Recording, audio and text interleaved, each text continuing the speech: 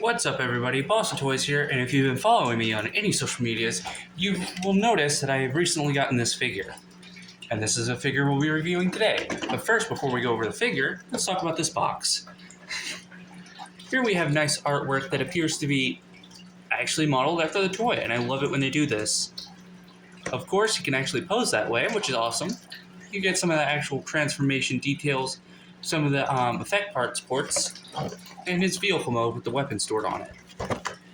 We get a picture of both modes in poor CGI.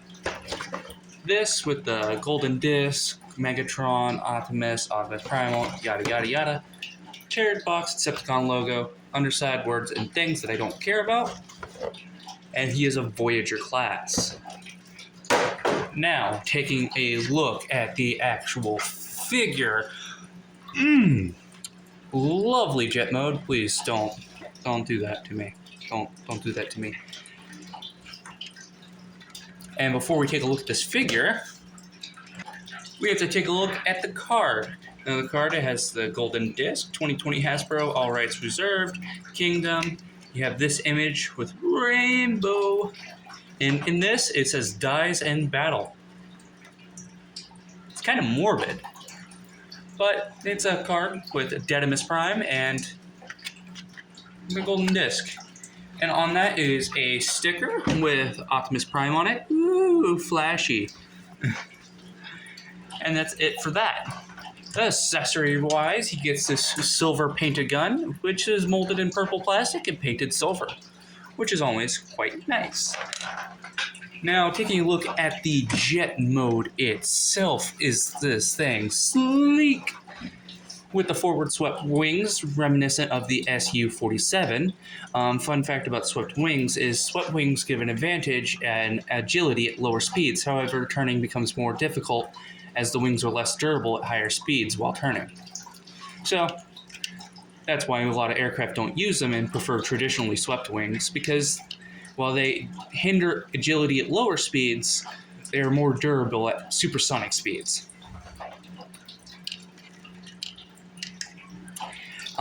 He has the 4 engines, which are cartoon accurate. He is this lovely shade of purple, and this cream-colored color right here. Some of it's bronzish.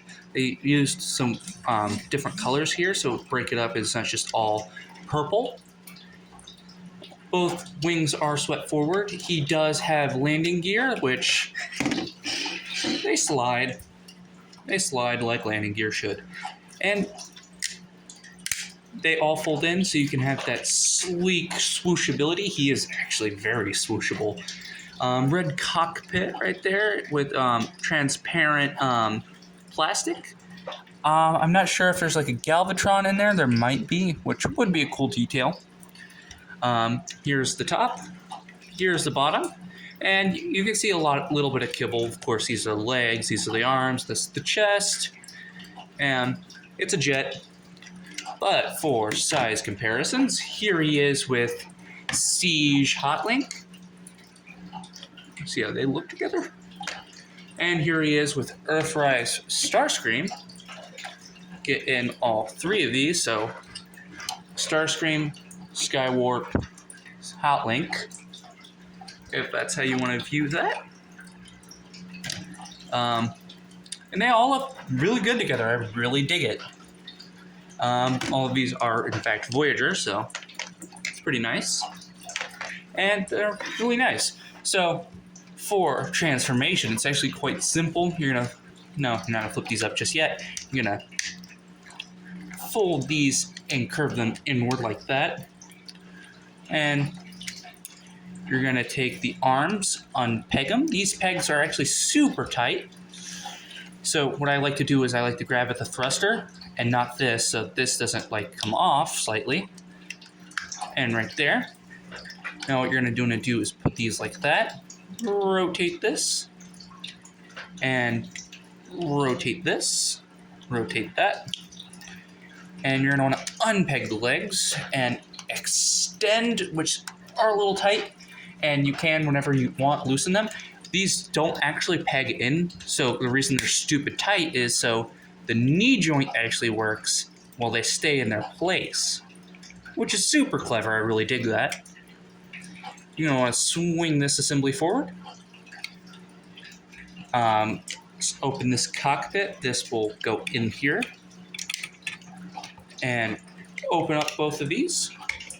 Now what you're going to do is split the top part. This landing gear will try to go here.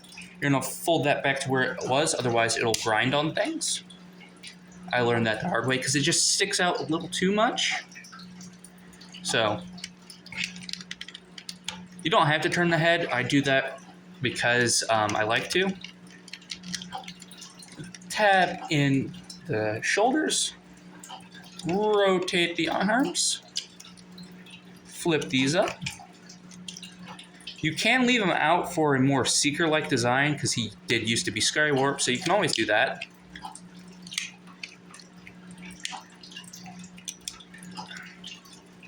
Fold these up, flip out the feet,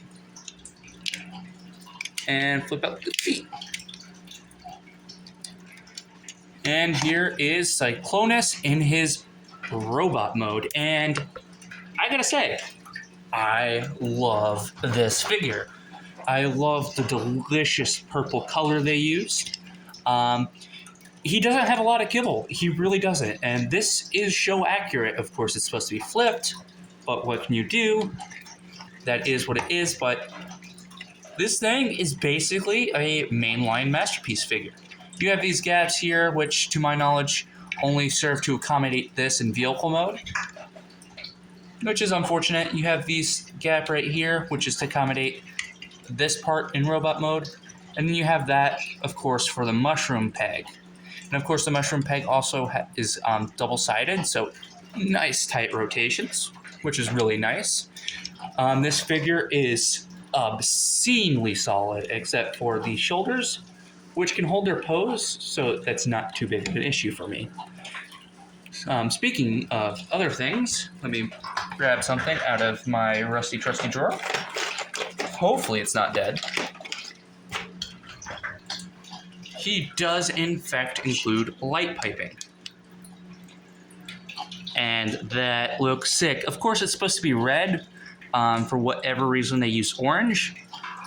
That's like my biggest gripe with it, but I really couldn't care less about the color of the light piping. So for posability, ooh, this is my favorite part. He has a ball joint at the neck, and here he has a hinge at the base of his neck, so allowing him to look down that far, up that far, full 360, and a little bit side to side. So you can do that wide-o face. His arms can move full 360 out that far, bicep swivel, up a little bit over 90 degrees of bend at the arm, wrist swivel, which is a little tight, and this is becoming stupid loose for whatever reason, but and what's connecting this? That joint. So I could probably just take some floor polish and tighten that up myself. So a lot of these, there's screws you can tighten to fix the issue. This holds its pose, so it's not too bad, so I'm not really concerned about that. Waist swivel, which they didn't have to include. It's not just for transformation. Knee can go up, leg can go up that far, and back that far. He can do the full splits. Thigh rotation, which is incredibly smooth and tight. Knee rotation, it goes about this far, but if you this back, you get more bend, which is always nice. Up and down at the foot, and then you get your swivel. So posability on this guy is super nice. Really fun to pose and handle. And he just pulls it off so well. And now for size comparisons.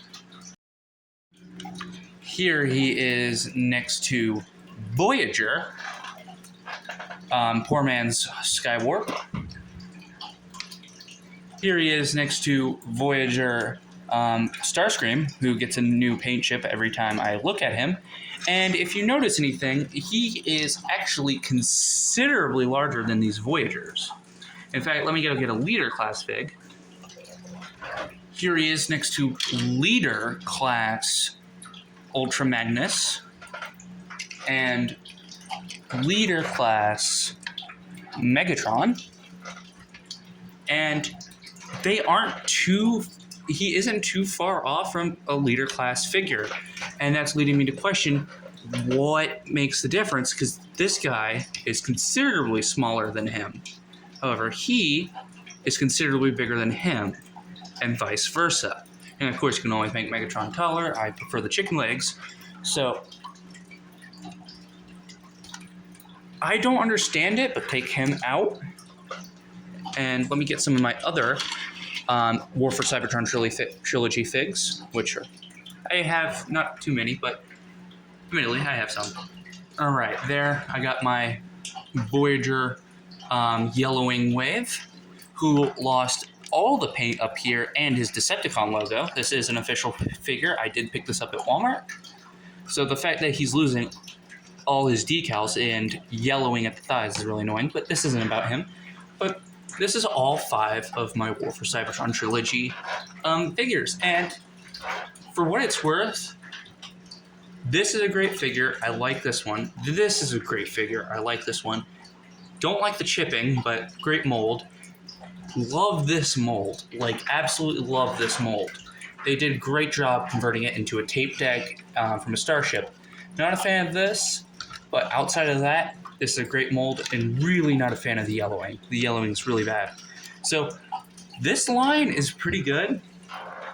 And, of course, can't really fix every issue, but for what it's worth, this has been a pretty good line, and I'm probably going to consider picking up more figures from it, especially this Kingdom line. If all the figures are as good as this one, count me in.